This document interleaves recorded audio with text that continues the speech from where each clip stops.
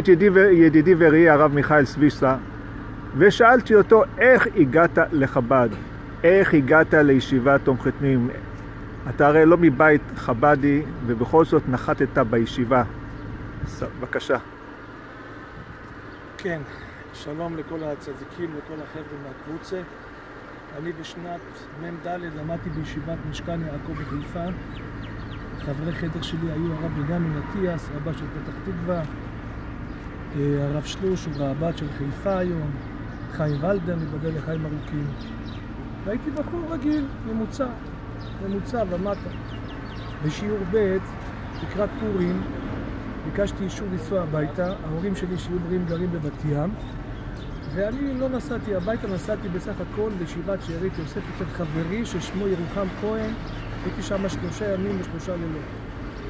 ולא ידעתי בעצם שכל הישיבה על גלגלים, כי באותו יום שנסעתי הביתה, אז מו רבי שיחיה התקשר לישיבה, מעניין אף פעם הוא לא מתקשר, דווקא באותו יום התקשר, הכל בית השם, ושאל לי, מיכאל סוויסה נמצא, אמרו לו, הוא נסע הביתה. נסע הביתה, הוא שואל את אמא שלי, תגידי, מיכאל הגיע הביתה? היא אומרת לו, לא. 3 ימים בודקים אחריי משטרה, חשבו כמו דני כץ שנרצח, חשבו שקרה לי משהו, בקיצור, בוקה ומבלקה ואני לא יודע מכלום. ביום השלישי אני מרים טלפון הביתה, ואז אחותי הגדולה שלי אומרת לי, מיכאל, אתה חי? תבוא מהר הביתה.